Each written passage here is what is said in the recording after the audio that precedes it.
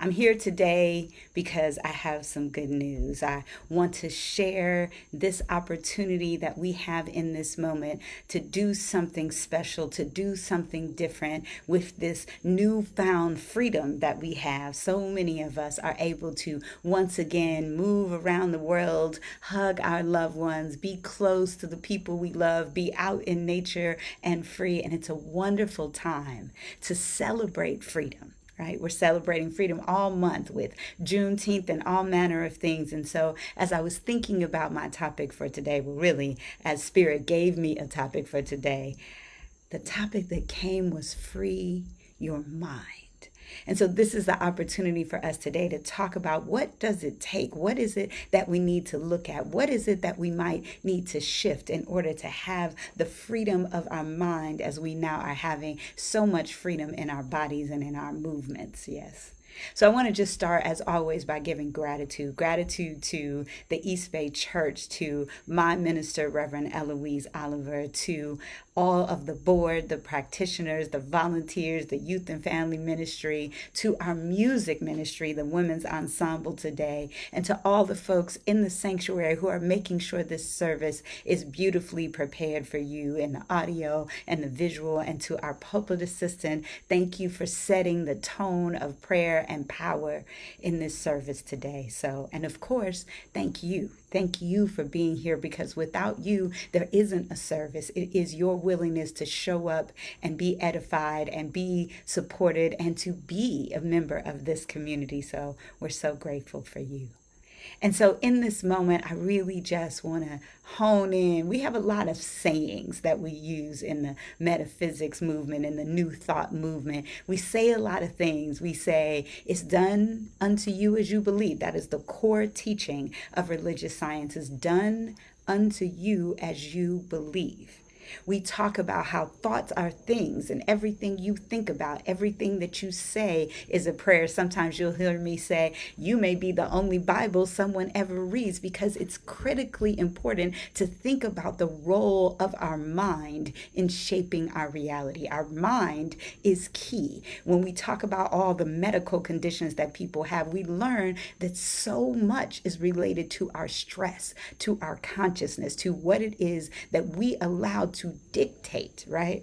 Wayne Dyer used to say, who's driving your bus? What is it that's influencing your thoughts? Because without a doubt, your thoughts are shaping your reality. Right? I used to say, when I taught in our youth church for many years, and when you teach in youth church, Reverend Eloise used to always say, this is what makes you a good teacher. If you can teach the young people, they'll challenge you. And so you have to be able to get it down, because it's so true. So many of the young adults in our community were youth in the church that honed my skills, but they would ask questions about these concepts. And I'd say, well, it's your perception, right? It's the way you view a thing. It's not to say that it's not real, but sometimes the reality is shaped by the way we approach the idea. So if I slap you, everyone's going to say, well, now that is grounds for a whole bunch of things, whether it's a lawsuit or a slap back, whatever those things are, that's how people respond to that. But if we're in a play, or you're a stunt person, and I give you that same experience, that same strike, it has a different meaning to you, because you understand the intention that was behind it. And so what we want is for the things that impact us, the things that touch us, not just in the body, but the things that touch us in the mind. We want to understand the intention behind them and examine the intention behind them, because what we put on top of that is absolutely shaping. It's the seed that shapes the fruit of our entire lives. So recently I was in Detroit visiting again my grandmother, Dereca Blackmon Bradley, and talked about her a couple of weeks ago. And I was visiting her, and we spent a good 5 days together. And if you haven't spent a significant amount of time with the elder in your community, I really want to just encourage you to do that. We are missing so much of the wisdom of our elders, but also we're missing this opportunity to have this intergenerational conversation that's so critical to our development. So I was there with my grandmother, and I noticed that she always had the television on. That MSNBC specifically was always playing almost 24 hours a day in the background. Now, what you should know about me is I'm not really a big fan of what I like to call the television, right? It's not that there's nothing good. I watch it just like everyone else, but in a very limited and sparing way, because I find that it's just inescapable, this constant voice, and it's kind of always saying the same thing. So I noticed this, and I actually noticed the impact that it was having on her, the agitation. And I started to think, if this is happening to my grandmother, who has been such the fountain of spiritual wisdom in my life, maybe this is what's happening to all of us. Maybe part of the reason that we're having so much tension and so much hatred and so much vitriol toward each other is because we're in our little silos. I have never really sat down and watched an hour of so-called TV news, because in my view, there's not really such a thing anymore, right? I remember, people telling me, well, you got to watch Fox News sometimes so you can see what the other side is thinking. And I'm like, I don't have to read the National Enquirer to see what they're thinking, because that's not news. And so none of this is news as far as I can tell. It's the same thing being said over and over again. And mostly what is being said is the other side is bad. The other side is the enemy. Trump did this and Biden did this. And it's all day, every day. And it's very rarely any kind of suggestions or solutions or good news. It's just, truthfully, in my limited view, a lot of complaining all day and night. And so what happens is it creates this spirit, this consciousness of fighting, this consciousness of enemy, this consciousness of victimhood, that somebody is doing something wrong to me, and I'm talking about it and hearing about it and complaining about it all day and in and out. Now, if you know anything about me, you know that activism is core to who I am. So I absolutely believe we should be speaking out about the injustices that we see. I think we should be educated. We should be focused. We should be angry. If you're not angry, you're not paying attention. But I also think that we have to have the space to edify our consciousness. We have to have the strength. We have to fill ourselves up with the good stuff so that we have the power to make the change that's needed. So I'm watching this with my grandmother, and I'm saying to her, I'm listening to her conversation, and she's talking about these things that she's seeing on MSNBC kind of a lot. And I said, Grandma, I'm confused a little bit, or I feel like something is off, because this is not really who you are, at least not in my lifetime. When I would come here with the problem, when I would come in this house and tell you what's wrong with the world, you always had a spiritual truth for me. I would come and bring a problem to this feet of this elder, and there would be a spiritual truth. It's like, well, baby, here's the wisdom. Here's the thing that you need to know. Never let anybody steal your Joy. Joy is what she always said to me. And so I felt like this was an opportunity to just reflect back.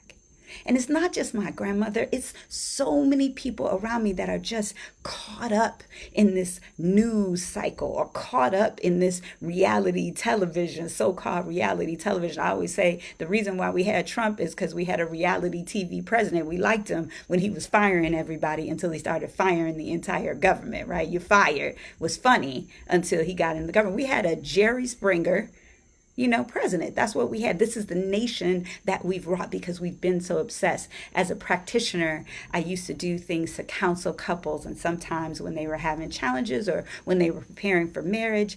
And I absolutely remember a distinct moment when the conversation started to change and the language started to change. And I had one couple come in, and one of the partners said to me, well, she watches the housewives all day, all the time.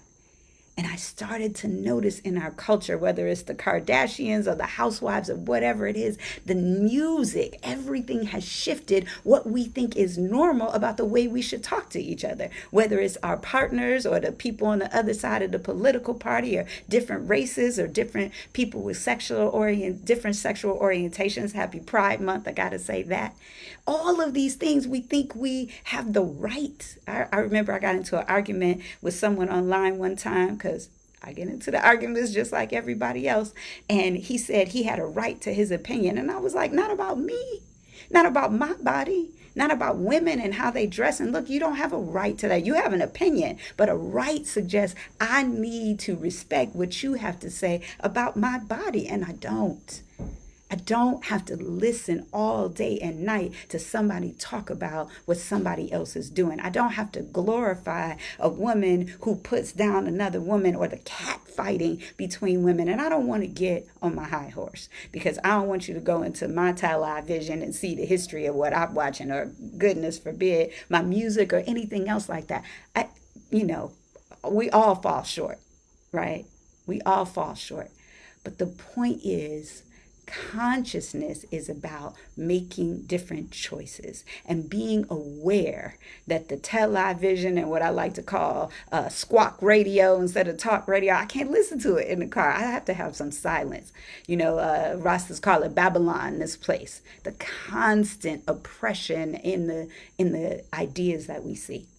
And so I've been reading this book called Women, Food, and God by Janine Roth. And I hit upon something that she said about this kind of obsession. And her book is about obsession with food, but I have found that that same kind of obsession applies to just about anything, whether it's a substance or a person or, you know, a job, whatever it is that you're obsessed about. There's an opportunity to realize, she says on page 163 of the book, obsession is not about something you do. It's about knowing who you are. And I might add whose you are, right? For us people of faith, you got to know who you are, because obsession is just a way, food in her story is just a way of avoiding the thing you don't want to sit with about you. She just says, all you have to do is stop eating when you're not hungry.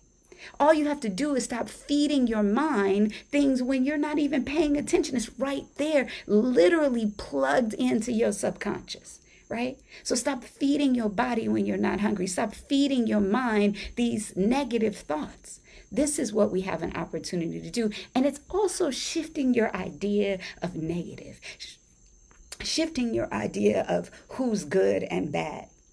There is no good and bad in God. There is no right and wrong in God. When my grandmother would start talking about these things that she was seeing, or just saying something about anybody in the family or whatever, I started to say, well, Grandma, what's the spiritual truth in that? My dear, I call her, my dear, what's the spiritual truth in that? Because I miss that. I need that. We need that. Somebody in our lives who's going to tell us the spiritual truth. When we bring them a problem, they're not going to just say, yeah, girl, she messed up. Yeah, them Republicans. Yeah, you don't need that all day. You got enough, right? Get you a little news and then go to something else. And when somebody brings something to you, offer them, people of faith, a spiritual truth about a thing. So I looked up Ernest Holmes. You know, I love our teaching here in religious science. And Ernest Holmes laid out and how to use the science of mind, some of the spiritual truths. And what he said is the truth about pain. This is 146 and how to use the science of mind. The truth about pain is peace. The truth about fear is faith. The truth about lack is abundance. The truth about hell is heaven. The truth about the devil is God. And this is so important, because there's nothing that opposes the good. Anything that you think opposes the good, the other side, the enemy, the person who did you wrong, the person you don't like, it's not real, because the real spiritual truth is we are all one. Even them people, even her, even him, even them. All of these people, we just one. Now that's hard. That's something that's going to make you want to go eat something, do something, obsess over something. Because if everybody is God, and everybody is God, if that's the truth, well, then we might have to do some work. We might have to do some forgiveness. We might have to rethink where we draw the line on who's on our side. We might have to actually look at something different and not always see it as somebody trying to hurt us. And I'm not just talking to you, I'm talking to me, because I'm quick to think that somebody's trying to oppose me or hurt me. And I have to take a breath. I have to say, did I meditate today? Maybe I need to stop and meditate again. I have to take a moment to reconnect myself to the spiritual truth. And so that's my invitation to us today, is actually to take the time, make the time to unplug the television, to turn off squawk radio, and actually be with the stillness, be with our God, whatever that looks like for you, whether it's out in nature, whether it's love, whether it's being with the little children, whatever it looks like for you to be in touch with the Most High, just make time.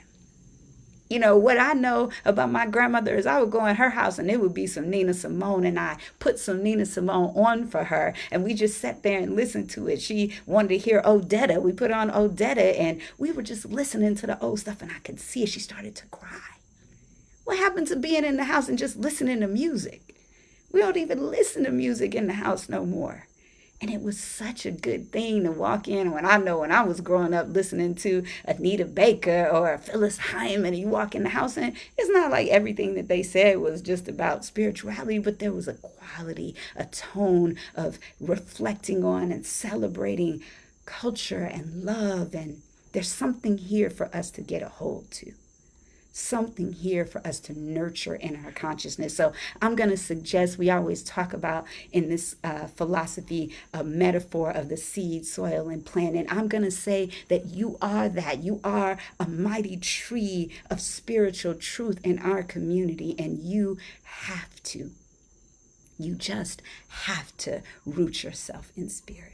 Root yourself in the spiritual truth. Whatever you have to do, if it's an affirmation, if it's a prayer partner, if it's talking to a practitioner, some of whom are available right here after this service to talk to you, whatever regrounds you in your spiritual truth. Watch an old sermon from somebody. I listen to Ricky Byers almost every day. Listen to something that edifies, but root yourself in something other than the noise in this society. This is how we free our minds. We root ourselves, and then we have to grow it. We have to water it and give it sunshine. We grow our faith by continuing to add on these experiences. It's you do something with your faith. You can get involved in the things that you're seeing in the news, the things you want to make a change about, not just get stuck on obsessing. What can you do to make a change? That's how you grow your faith. You use it. I always say, if this philosophy doesn't have anything to treat the dis-ease of racism, then it's useless. So use the faith, grow your faith by using it. But as that's happening, understand you're going to come in contact with things that are against what you believe.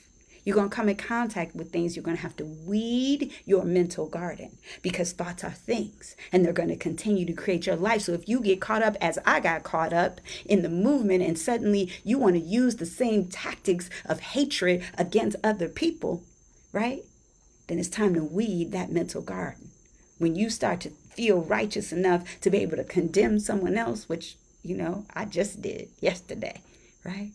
I'm not talking, I want to close the gap between the pews and the pulpit. It's my pulpit for now, but I'm coming back to East Bay and I can't wait. I miss you all. And so this is an opportunity for us to weed our mental garden. And then one more thing I want to say before I close today is you have to harvest your fruits. Sometimes what's broken in our cycle is not the negative inputs, it's our inability to appreciate all of what we've already got, all of what we've already created, all of what we've already manifested. I know sometimes I just have to force myself to sit there and say, wow, I did a good job. When's the last time you said to yourself, wow, I did a good job? You got to harvest this fruit that you've been working so hard to create. Here we are. You made it through COVID, through the quarantine, all of that. I'm not saying it's over. I'm saying we're at a new spot, a different spot than where we were. And you put in work and you made it to today. Harvest that fruit. Enjoy it. Take some time right now. It's summertime. Take some time to enjoy the fruits of your labor. So root yourself in God. Grow your faith in action. Weed your mental garden and harvest the fruits, because you absolutely deserve them. So come on, let's go within right now and just say, Mother, Father, Most High, nameless, universal, genderless, identityless, raceless God, beyond all the boxes that we create, there is a thing, and it's the same thing in all of us. It does not know a political party. It is not limited by sight or our ideas of who is and shouldn't be in sync with who we are. because there's only one of us, and it's God, and that God is huge. It has many names. It's known all over the world by different names and different faiths and different religions, but it's still one thing, and that one thing is me. And because you and I are one, it's also you. There is no spot where God is not. There is no person who is unworthy of being called a child of God. That's God and us, individual relationship. I believe in an individual relationship with the thing that created me. I know it. It stirs in me. It beats my heart. It breathes my body. And as this is true for me, it's true for each and every person on the planet, true for every living thing, true for the planet itself. There is an energy of spirit, of love, the highest consciousness, and I am it. And so I just declare right here and right now that my mind is free. It's free from the influence. It's free from the control. It's free from any obsession that comes from that human consciousness, that limited thinking. It's free from all the ideas of lack and limitation, from all the ideas of I don't have enough, I don't have nobody, I'm not smart enough, I'm not good enough, I'm afraid these people are going to hurt me, these people are taking something away from me, this woman is my competition. None of that is real for me. I just destroy all of that imagery, all of that talking, all of those ideas that say, I'm not enough. We're not enough. It's too hard. We can't do anything to change it. Look at how bad it is. I will not accept that. The spiritual truth is God is all there is, and it's already great. It's already amazing. I just step into the consciousness where I can see it. I can see the good. I can focus on it. I can harvest the fruit. I do it, and I give thanks all the time, every single day, for every single thing that I have gratitude for, that I am blessed with, because what you focus on multiplies. So I will not focus on the problem. I will focus on the fruit of my labors, the gift that I didn't even have to labor for, that God just gave me for being alive, just a breath. I don't do anything to create this breath. I just breathe it. It's that easy. God is that close as breath. So then I do the most important thing that I can. I get my judgment out of it. Even my judgment of television and talk radio, I get my judgment out of it, because all of it is God. That too is God. It's all God. And so I get my judgment out of it, and I let God handle everything that needs to be handled. I said to myself the other day, all right, God, I'm going to let you handle that. And I swear Spirit said back to me, duh. Like, don't you know that should have been the procedure the whole time? I'm going to let you handle that, God. Because I can't control all of these things anyway. I can barely control the one thing that's my responsibility, which is my thoughts, my behaviors, my consciousness. So I let go, and I entrust myself and all people and all things and all places to the Most High. And I let it be, and I invite you to anchor this truth with me, to know it, to join me in it by saying Ashe, Amen, and so it is.